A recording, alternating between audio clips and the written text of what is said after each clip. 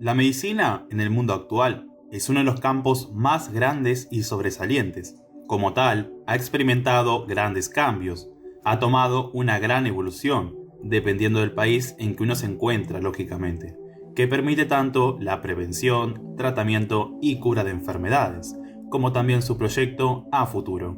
Pero, ¿qué si te digo que hace 4000 años una gran civilización ya contaba con médicos especializados a su servicio, desde dentistas hasta oculistas? Así es, amigos, el día de hoy veremos las increíbles prácticas medicinales en el antiguo Egipto. Muy avanzado, por cierto. Pónganse cómodos. Cuando pensamos en la medicina, tenemos en mente que es un conjunto de técnicas y acciones protagonizadas por actores muy específicos, con el objetivo de ayudar a conseguir que la vida humana fuese un poco más viable y duradera.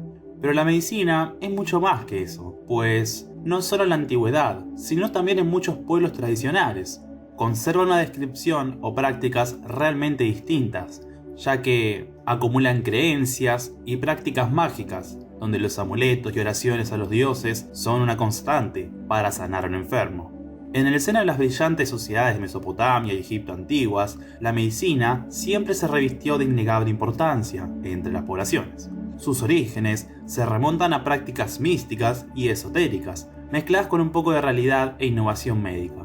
Las fuertes creencias egipcias de que cualquier dolencia venía por decisión divina o porque la actitud humana no estaba siendo la mejor, estaban muy inculcadas. Antes de desarrollar el arte médico que tenían los egipcios, primero hay que contextualizar su época, su día a día. En el antiguo Egipto, la esperanza media de vida rondaba los 38 años. La vida tan corta se debía especialmente a diferentes enfermedades y virus que afectaban a las poblaciones, para las cuales eran redactadas inmensas recetas y remedios. La medicina egipcia intentaba dar lo mejor de sí, conjugando la ciencia y variables místicas, aunque algunas veces no era suficiente.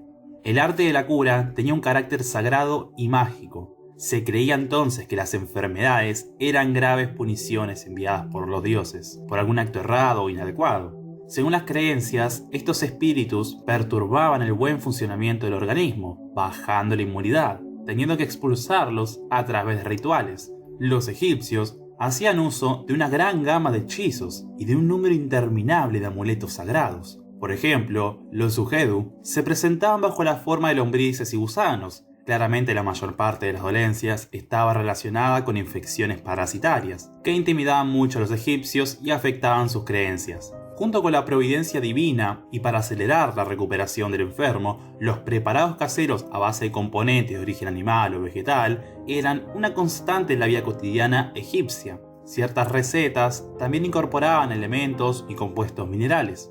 Los egipcios sirvieron como una gran evolución para posteriores avances científicos. En unos minutos veremos sus escritos. Un ejemplo de ello fue la momificación. Ofreció una sorprendente posibilidad de extender los horizontes de la anatomía. Permitieron expandir los conocimientos de la fisionomía y la fisiología humana, incluyendo los principales huesos y órganos. A su vez, explorar el cuerpo de una persona podía llegar a ser muy peligroso. El cuerpo era considerado casi como un templo sagrado, y en la visión egipcia, abrirlo se asemejaba a un tenebroso tabú. Existía una especie de temor en cortar en trozos un cadáver para su estudio científico, puesto que el individuo y su cuerpo estaban predestinados a resucitar en el más allá. Romper con la integridad de los tejidos humanos se asemejaba a una herejía cuando no se realizaba por profesionales. Considerando además que las vísceras de los cadáveres extraídos estaban regidos cada uno por un dios distinto. El vaso de Api albergaba los pulmones, el de Insept el hígado, el de Nuamutep el estómago y el de Quebesenuef los intestinos. El manejo de los órganos dio a los egipcios una idea más cercana del funcionamiento del organismo. Además de la relación entre el alma y el cuerpo, era necesario que su estructura física estuviese bien preservada. Es aquí donde entran las innovadoras prótesis egipcias, valorando siempre las cuestiones estéticas y de comodidad, ya que para los egipcios la medicina se constituía como una ciencia, pero también como un arte. El desarrollo de prótesis y el arte de la disecación permitieron un desarrollo de las técnicas de abordaje del cuerpo humano, como en los momentos quirúrgicos. Posibilitó además un intenso desarrollo del conocimiento específico de ciertas partes humanas, como los ojos, la cabeza, las piernas y los dientes. Podemos decir que los egipcios consiguieron influenciar de forma notable las prácticas médicas de las civilizaciones vecinas, teniendo como grandes discípulos a los griegos, quienes aprendieron con los sanadores. Ya comprendiendo el contexto por el cual los egipcios consideraban beneficiosas sus prácticas, su vida cotidiana, las creencias en espíritus malévolos, los dioses dentro de los órganos, profundicemos el video de hoy, el enfoque médico, y por qué sus prácticas forman parte de una larga evolución médica. La medicina probablemente es una de las profesiones más antiguas y atestiguadas en el Valle del Nilo. Desde muy temprano, los sanadores en la sociedad eran una necesidad de extrema importancia. Las enfermedades siempre existieron. A su vez, los egipcios vivían y convivían con un hábitat hostil, rodeado por especies del desierto venenosas y peligrosas, como escorpiones, arácnidos, etc. La necesidad de hacer frente a estas situaciones obligó al desarrollo de una salida más benéfica. Los egipcios eran víctimas de inmensas enfermedades, muy presentes en los indicios físicos existentes en las momias y en los relatos que forman parte de la documentación escrita, evidenciando la presencia de tuberculosis, anemia, artritis, apendicitis, epilepsia, parálisis infantil y polio.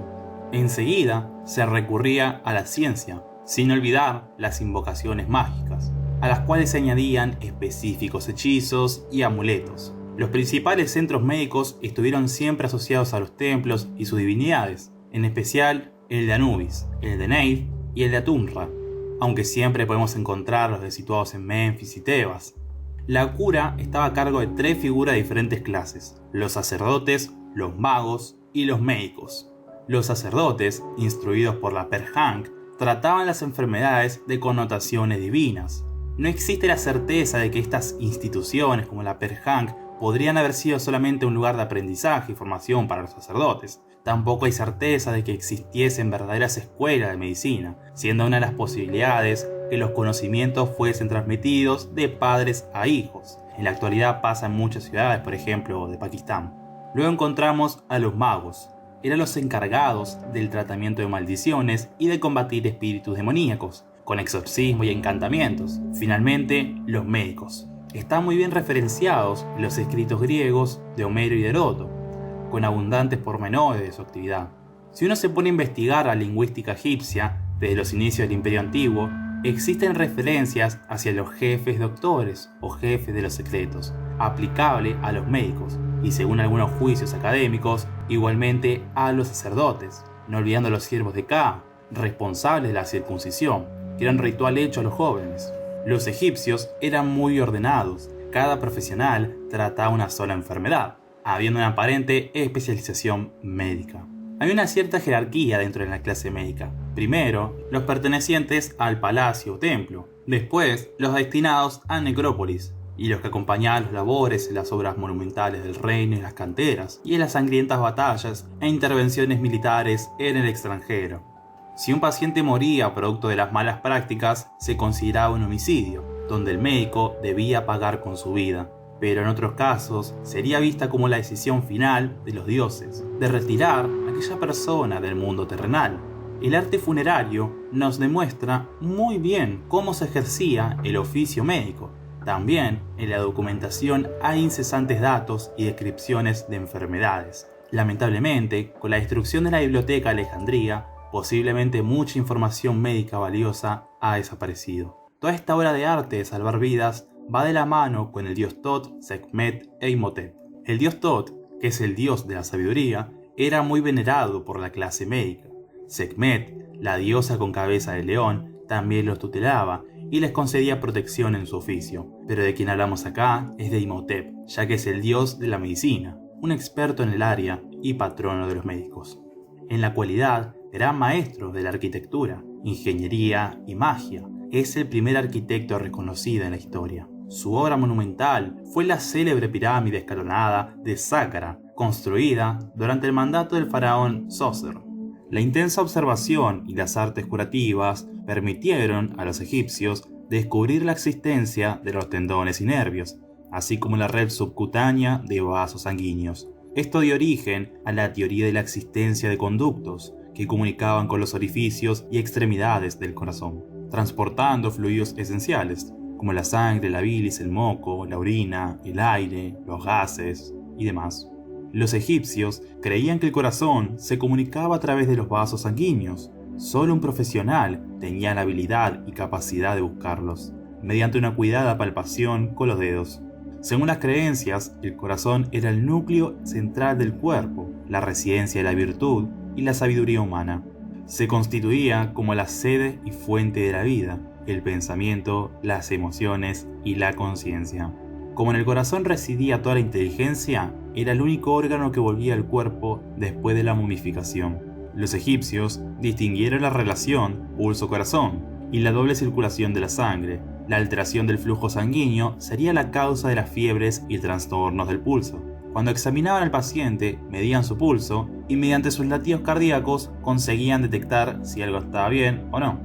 Los fármacos egipcios están considerados por algunos investigadores como algo demoníaco o como algo rudimentario, basado solamente en excrementos animales. Es verdad que los ingredientes empleados y los preparados eran un poco bizarros. A primera vista no es muy encantador ingerir un jarabe de sangre de lagartija, tragar una cefalia con agua sucia utilizada en el lavado de la ropa o aplicar excremento de pelícano o de cocodrilo para tratar las cataratas. Pero las condiciones de la altura no posibilitaban mejores soluciones, ni remedios más refinados, con aromas más simpáticos como hoy en día. Las recetas estaban relacionadas con la edad y sexo del paciente y variaban en función de la estación en la que se aplicaban. Estas estaban consideradas como una creación del dios Ra. Los fármacos venían expresos con gran clareza y precisión, portando un título que introducía la receta y su objetivo de sanar, seguido de los ingredientes a utilizar y de las cantidades a ingerir, además de contener el modo de preparación y empleo. Los egipcios dedicaron una especial atención a los tópicos de la maternidad y el crecimiento infantil. Se conocía el valor de la leche materna para un sano desarrollo del niño, y para el llanto del bebé se recomendaba un preparado a base de una mezcla de bayas de una planta conocida como shefen, muy idéntica a la amapola, añadiéndole excremento de mosca. A nivel dentario, los egipcios tenían serios problemas. El desgaste de sus dientes y las incontables caries estaban entre las listas de posibles curas de la medicina dental. Se hacían inmensas obturaciones dentales y los dientes postizos eran una constante, como hoy se observa en las momias. Las enfermedades oculares eran un problema muy serio en Egipto. En el papiro Ebers hay un tratado de los ojos, con una inmensidad de preparos, recetas y tratamientos. Con olíbano y crisócola en gran cantidad, aplicaban hojas de acacia. Los egipcios estaban muy familiarizados con traumatismos craneales originados por las situaciones bélicas a las que se enfrentaban en el extranjero o de simples accidentes que ocurrían en las canteras. La trepanación con las perforaciones del cráneo y la remoción de tumores era muy conocida por los profesionales médicos y se contaban numerosos tipos de tratamientos. En las cirugías, los opiáceos era la principal anestesia, permitiendo controlar el dolor, pero otras soluciones, como la cerveza y el vino, hacían parte del conjunto de analgésicos utilizados en la sala de operaciones. Para mantener el lugar donde se atendían a los pacientes, como una forma de expulsar los pequeños insectos transmisores de alguna dolencia, se utilizaba un preparado de sosa, o se esparcía por todas las habitaciones en un recipiente propio un preparado de la planta Bebet, bien triturada y mezclada con carbón. Lo más curioso es que la mayoría de las recetas aún son utilizadas en la actualidad, demostrando que la sabiduría antigua al final no era tan desacertada. Solo alrededor de 1875, la comunidad egiptóloga empezó a tener una idea más clara en cuanto a la medicina egipcia. Su preponderante valor se evidenció con el descubrimiento y publicación de algunos papiros de Alto Egipto. Hay que destacar en especial los más notables, y de los que hablaré ahora: el de Ebers, de Berlín, y el papiro Smith, que comienzan a ser traducidos. Los textos médicos egipcios llegaron a nuestros días en caracteres hieriáticos y en extensos rollos de papiro, algunos quizás recopilados de textos de la época de las pirámides en el jeroglífico. El papiro de Ebers expone todos los secretos de la medicina. Se trata de un rollo de más de 20 metros y desde el principio se constituyó como una especie de enciclopedia de medicina antigua para los aspirantes egipcios. Comprende cerca de 870 casos de medicina general, enfermedades dermatológicas, oftalmológicas e internas, además de hechizos y exorcismos. El papiro de Bourges o papiro mayor de Berlín se encuentra en muy malas condiciones de conservación. De todos es el más reciente, y posiblemente su cronología ronda el reinado de Ramsés II. Posee ciertos rasgos característicos del de Evers, a pesar de tener una mayor mención a las prácticas mágicas. El papiro Smith se remonta al período de dominación Hyksa y se caracteriza por ser un rollo de 5 metros, contando con cerca de 110 columnas escritas. Se estructura en 3 partes distintas. La primera hace una rigurosa descripción de la anatomía humana, indicando cómo los médicos procedían a los exámenes, y las 2 restantes mencionan posibles tratamientos mágicos y divinos. Ciertos autores defienden que este papiro es el tratado de medicina quirúrgica más antiguo de la historia de la humanidad. Hace referencia al cerebro como el controlador de los miembros inferiores y a tratamientos para la reducción de dislocamientos, de fracturas y a suturas innovadoras de heridas. Sus completas menciones a prácticas quirúrgicas nos permiten establecer un cuadro de los avanzados conocimientos egipcios en esta área. Se consiguió listar los traumatismos más frecuentes, desde contusiones de vértebras a luxaciones en los maxilares, perforaciones craneales, fracturas de nariz y clavículas. ¡Hey! Si el video te ha parecido interesante, no olvides de suscribirte y darle like. Me ayudarías muchísimo a seguir subiendo contenido. Hasta la próxima.